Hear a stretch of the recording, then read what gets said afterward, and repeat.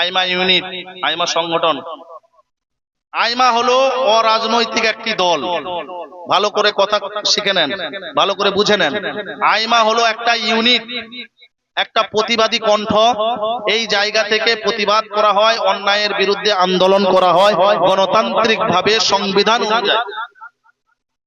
আরে কোন মানুষের উপরে যদি অন্যায় হয়, অত্যাচার হয়, হিন্দু হোক, শিখ হোক, মুসলিম হোক, গরিব হোক, দলিত হোক, আদিবাসী হোক, অল ইন্ডিয়া মাইনরিটি অ্যাসোসিয়েশন, যার নাম ফুল ফর্ম আর শর্টকাট হলো আইমা। আইমা হলো একটি অরাজনৈতিক দল। এই দলের কাজ কি? এই ইউনিটের কাজ কি? এই যুব নেতাদের কাজ কি? অসহায়, গরিব, অত্যাচারিত মানুষের পাশে দাঁড়ানো। এই আইমা এমন একটি সংগঠন, এমন একটি ইউনিট, আল্লাহ তাআলা ইতিমধ্যে বিভিন্ন জেলায়, বিভিন্ন ডিস্ট্রিক্টে, বিভিন্ন গ্রামে, বিভিন্ন ব্লকে, বিভিন্ন এবং রাজ্যে আল্লাহ তাআলা আস্তে আস্তে ধীরে ধীরে কবুল করছেন। সবাই বলুন জোরে, আরো কবুল করুন সকলে বলুন আল্লাহুম্মা আমিন। এবং এই আইমার কাজ, যিনি হলেন আমাদের প্রাণ প্রিয় মাথার তাজ জনাব হযরত মাওলানা সৈয়দ রুহুল আমিন ভাইজান সাহেব, উনি হলেন এই আইমার চেয়ারম্যান এবং আইমা সেক্রেটারি। তিনার একটাই আদর্শ, তিনার একটাই কথা, যে অত্যাচারিত মানুষের পাশে দাঁড়ানো, গরিব অসহায় মানুষকে সহযোগিতা করা, এটাই হলো আইমার মূল লক্ষ্য। যেখানেই অন্যায় সেখানেই প্রতিবাদী কণ্ঠ হিসাবে হাজির হয়ে যায় আইমা। সুবহানাল্লাহ পড়বেন না? সুবহানাল্লাহ পড়বেন না? এই মুসলমানদের সংগঠন হওয়া প্রয়োজন আছে না নাই? একটা সংগঠন হওয়া প্রয়োজন আছে না নাই? মুসলমানরা আজ বিভিন্ন জায়গায় মার খাচ্ছে, কেন বলেন তো? এদের একজনকে মারলে 10 জন দেখে পালিয়ে যাচ্ছে, এদের কোনো সংগঠন নাই, নেতা নাই, এই জন্য মার খাচ্ছে। একজন হিন্দু ভাইকে যদি কেউ মারে, 10টা হিন্দু এসে জড়ো হয়ে যায়। আমি সাম্প্রদায়িক কথা বলছি না, আমি সম্প্রীতির বিরুদ্ধে কথা বলছি না, আমি চাচ্ছি মানবতা, সম্প্রীতি। হিন্দু, মুসলমান, শিখ, ঈসাই, জৈন, বৌদ্ধ, এ দেশে প্রত্যেকের থাকার অধিকার আছে গণতান্ত্রিক ভাবে, এবং প্রত্যেকের আপন আপন একটা ধর্ম আছে, সেই ধর্ম পালন করার নিজস্ব একটা ব্যাপার আছে। সংবিধান তাকে রাইট দিয়েছে, সংবিধান তাকে অনুমতি দিয়েছে। সেই জন্য এর উপরে যদি কোন ধর্মের উপরে যদি হস্তক্ষেপ করে কোন ধর্মের মানুষ, এর জন্য আইমা যথেষ্ট প্রতিবাদ করার জন্য। এই কথা বলেন ঠিক কিনা? এই আইমার যে সমস্ত যুব নেতাগুলো রয়েছে, এদের প্রত্যেকের সঙ্গে প্রত্যেকের জন্য যোগাযোগ ভালো থাকে এবং গ্রামের প্রত্যেকটা মানুষ যেন সহযোগিতা করে এদেরকে। কিছু কিছু মানুষ মনে ভাববে যে এটা মনে হয় আমাদের দলের বিরুদ্ধে। না না না না, আইমা কোনো দলের বিরুদ্ধে, আইমা কোনো এগনেস্টে কারণ নয়, বরং আইমা হকটাকে তুলে ধরে। আইমা হলো প্রতিবাদী কণ্ঠ। রুহুল আমিন ভাইজান সাহেবের একটাই মূল উদ্দেশ্য, যে এই সমাজটাকে সুস্থ সমাজ করে তোলা, এই সমাজটাকে সুস্থ করে তোলা, বিশ্বনবীর আদর্শে সমাজটাকে গড়া, বিশ্বনবীর আদর্শে সমাজটাকে ব্যবস্থা করা, তানার একটাই মূল লক্ষ্য। এর জন্য প্রত্যেকটা জায়গায় প্রত্যেকটা যুব সমাজদেরকে এগিয়ে আসতে হবে, আইমার সঙ্গে থেকে কাজ করতে হবে, গরিব অসহায় মানুষদের পাশে দাঁড়াতে হবে, এবং তাদের উপরে যদি কোনো অন্যায় হয়, অত্যাচার হয়, হিন্দু হোক, মুসলিম হোক, শিখ হোক, ঈসাই হোক, যেই হোক, তাদের পাশে দাঁড়িয়ে আন্দোলন করতে হবে। মনে রাখতে হবে, অল ইন্ডিয়া মাইনরিটি অ্যাসোসিয়েশন, আইমা কোনো মুসলমানের দল নয়, বরং আইমা একটি ফাউন্ডেশন, একটি সংগঠন, একটা ইউনিট, যে সবার জন্য কাজ করবে। এর নাম হলো সৈয়দ রুহুল আমিন ভাইজান। জোরে বলুন সুবহানাল্লাহ। এর বিরোধিতা করার কোনো সুযোগ নাই, জায়গা নাই। এবার আপনাদেরকে বলি কেন সংগঠনে থাকার প্রয়োজন আছে। এই কিছুদিন আগে বারাইপুর ঘুটিয়ারি শরীফে একজন মুসলমান ছেলেকে চুরির দায়ে তাকে কারেন্ট শট দিয়ে, ভিডিওটা আমি দেখেছি, 2 পায়ের মধ্যে দড়ি টেনে দড়ি লাগিয়ে তাকে হিচড়ে হিচড়ে টেনে টেনে তাকে মেরেছে, একদম জীবন থেকে মেরে ফেলা হয়েছে। ভিডিওটা আপনারা দেখেছেন না দেখেন নাই? এই ভিডিওটা আপনারা দেখেছেন না দেখেন নাই? এইভাবে দিনের পর দিন সেই ভাইটার নাম জামিরুল, ছোট 2টো বাচ্চা আছে তার বাড়িতে, এবং বলা হয়েছে ওখান থেকে যখন তারা ধরে নাকি চুরি করেছে, অথচ তার এলাকার মানুষরা বলেছে জীবনে কোনোদিন চুরিই করে না। এসব হলো আরএসএস বিজেপির প্রপোগান্ডা।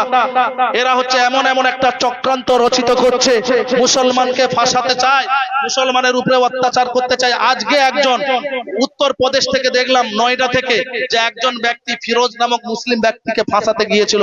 সে পাকিস্তানের নাম দিয়ে বলেছিল যে আমি ফিরোজ বলছি এবং বোম্বাই শহরটাকে আমি পুরো উড়িয়ে দিতে চাই। খবরে আপনারা দেখছেন না, অবশেষে পুলিশ তদন্ত করে দেখলো এটা হলো একজন হিন্দু আরএসএস এর ভক্ত এবং এটা হলো ফুল ফ্রম চড্ডিমাল একজন অশ্বিনী কুমার ধরা পড়েছে। আজকের নিউজ, এটা আজকের নিউজ। তো ভাইরা আমার, এদের দিনের পর দিন যেভাবে মুসলিমদের উপরে অত্যাচার চলছে, মা বোনদের হিজাব নিয়ে অত্যাচার চলছে, মা বোনদের উপরে তারা যেভাবে উঠে পড়ে লেগেছে, মা বোনেরা হিজাব পড়তে পারবে না।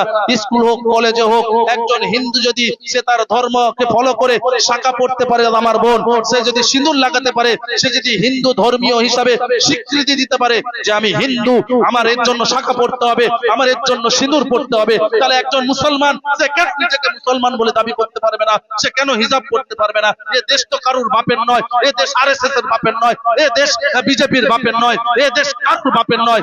এ দেশ স্বাধীন করেছিল মুসলিমরা, হিন্দুরা, শিখরা, ঈসাইরা। তাই এই দেশকে সবাই স্বাধীন করেছিল, সবাই এই দেশে থাকার অধিকার আছে। সবাই যে যার নিজস্ব ধর্ম পালন করবে, কেউ কারুর ধর্মকে ছোট করবে না, কেউ কারুর ধর্ম নিয়ে কথা বলবে না। যে যার ধর্ম সে তার পালন করবে। হিন্দু তার নিরাপদে ধর্ম পালন করতে পারে, খ্রিস্টান তার ধর্ম নিরাপদে পালন করতে পারে, ঈসাই তার ধর্ম নিরাপদে ধর্ম পালন করতে পারে এবং শিখ তার নিরাপদ ভাবে সে তার ধর্ম পালন করতে পারে। শুধু মুসলমানরা কেন পারে না? মুসলমানরা নামাজ পড়তে গেলে তাদেরকে বাধা দেওয়া হয়।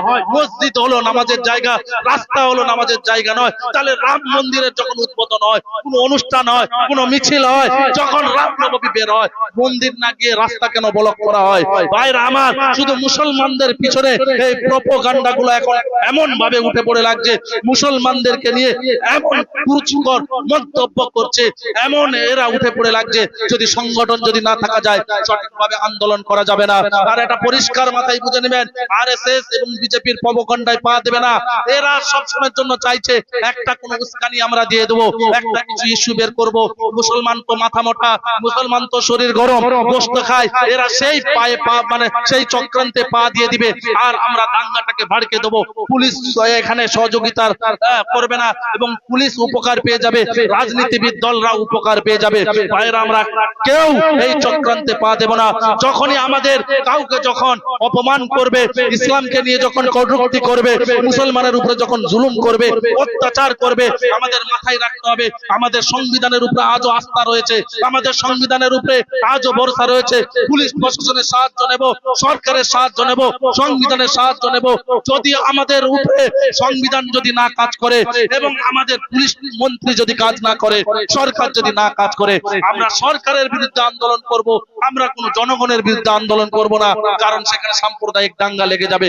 আর বিজেপি আরএসএস এর প্রপোগান্ডা শুরু থেকেই একটাই, যে হিন্দু মুসলমান মরুক, আমরা আমাদের গদি দখল করে রাখব। এই কথা আপনাদের বুঝাতে পেরেছি না পারিনি? মুসলমান কবে বুঝবেন? বুঝে যান, শুধরে যান। তো ভাইরা আমার, এভাবে আরো অনেক দল আছে। নন্দকুমারে আমার প্রিয় ভাইজান রয়েছেন মৌলানা হাসিবুর রহমান সাহেব, তৌহিদি জনতার একনিষ্ঠ নেতা এবং তিনি চেয়ারম্যান সভাপতি। তিনিও যে সংগঠন করেন তৌহিদি জনতা, অল ইন্ডিয়া তৌহিদি জনতা, সেই সংগঠনেরও একই কাজ, যেখানেই অন্যায় সেখানেই তৌহিদি জনতা। তো আমাদের প্রত্যেকের কাজ একই, কিন্তু নামটা আলাদা। প্রত্যেকের কি কাজ একই, নামটা আলাদা। সেই জন্য ভাইরা আমার, যে সমস্ত আমার যুবক ভাইরা সংগঠন করেছে, বিরোধিতা নয়, বিরোধিতা নয়। আজকে নবীকে চণ্ডীপুরে, আমাদের চণ্ডীপুরে কেমন ভাবে গালাগালি দিল। চণ্ডীপুরে একজন, আপনারা তো সবাই জানেন, সবাই উপস্থিত হয়েছিলেন, সে ঘটনা আমি বলতে চাই না। আমি প্রত্যেকটা পৃথিবীর জালেমদেরকে বলে দিতে চাই, বেঈমানদেরকে বলে দিতে চাই, আজকে এই ভিডিও রেকর্ড হচ্ছে আমার এই কথা। পশ্চিম বাংলার মানুষ নয়, মেদিনীপুর জেলার মানুষ নয়। এই ভিডিও যদি সবাই দেখে, আল্লাহ যদি সবার কাছে পৌঁছে যায়, বিশ্বের প্রত্যেকটা মানুষের কাছে পৌঁছে দিবে আল্লাহ তাআলা। সবাই আমার আজকে এই ভিডিও দেখবে, আমার এই কথা শুনবে। পৃথিবীর প্রত্যেকটা বেঈমানকে বলে দিতে চাই, পৃথিবীর প্রত্যেকটা কাফের মুশরিককে বলে দিতে চাই, পরিষ্কার ভাষায় বলে দিতে চাই, আমি রমজান আলী আমাকে গালি দিয়ে দাও, আমি মেনে নেব। আমার বাপকে গালি দিয়ে দাও, আমি মেনে নেব। আমার মাকে গালি দিয়ে দাও, আমি মেনে নেব। আমার বংশকে গালি দাও, আমি মেনে নেব। আমার ছেলেকে গালি দাও, মেনে নেব। আমার বিবিকে গালি দাও, মেনে নেব। আমাকে রক্তপাত করো, মেনে নেব। আমার পরিবারকে রক্তপাত করো, মেনে নেব। কিন্তু বিশ্ব নবীকে, বিশ্ব নবী মুহাম্মদুর রাসূলুল্লাহ, বিশ্বগুরু যিনি, বিশ্ব নেতা যিনি, বিশ্ব মানবতার সমাধান যিনি, বিশ্ব মানবের দূত হয়ে যিনি এসেছিলেন, আমাদের কলিজার টুকরা নবী মুহাম্মদুর রাসূলুল্লাহ সাল্লাল্লাহু আলাইহি ওয়াসাল্লামকে নিয়ে যদি কেউ কটূক্তি করো, কেউ যদি বাজে মন্তব্য করো, তোমার চোখ আমরা খারাপ করে দেবো, তোমার জবান আমরা কেটে নেবো। হুঁশিয়ার হয়ে যাও, সাবধান হয়ে যাও। আমরা মুসলমান জাতি, আমরা ডরনেওয়ালা কওম নেই। আমাদের মধ্যে আজও পর্যন্ত সেই ঈমান আছে, আমাদের মধ্যে আজও পর্যন্ত সেই জজবাত আছে। আমরা কারুর ধর্মকে গালাগালি করি না, আমরা কারুর ধর্মকে ছোট করি না, আমরা রামকে গালাগালি দেয় না, আমরা গুরুজি নানু পাটেকে আমরা গালাগালি দেয় না, কোন ধর্মের কোন গুরুকে আমরা গালাগালি দেয় না। আমরা নেতাজি সুভাষচন্দ্র বসুকে যেমন সম্মান করি, এপিজে আব্দুল কালামকে আমরা তেমন সম্মান করি। আমাদের কাছে সব ধর্মের মানুষ সম্মানীয়, সব ধর্ম সম্মানিত। আমরা কোন ধর্মকে ছোট করে দেখি না, কারণ ইসলাম আমাকে বলেছে, কোরআন আমাকে বলেছে, লাকুম দীনুকুম ওয়ালিয়া দীন, তোমার ধর্ম তুমি পালন করো, তার ধর্ম সে পালন করবে। সুতরাং এ কাফেররা, এ বেঈমানেরা, এ মুশরিকরা, সাবধান হয়ে যাও। ইসলাম নিয়ে যদি কোন রকমের কোন কর মন্তব্য করেছো, তোমাদের মুখ থেকে জবান আমরা ছিঁড়ে বের করে নেবো। এ কথা বলেন ঠিক কিনা? এ কথা বলেন ঠিক কিনা? যখন ঈমানের প্রশ্ন আসবে, ইসলামকে রক্ষা করার যখন প্রশ্ন আসবে, কোনো কম্প্রোমাইজ নয়, একটাই সাজা। পুলিশকে এমন কঠোর শাস্তি দিতে হবে, এমন কঠোর শাস্তি দিতে হবে, ভবিষ্যতে আর কোন বেঈমান যেন ইসলাম এবং নবীকে নিয়ে যেন কুরুচিকর মন্তব্য যেন না করে।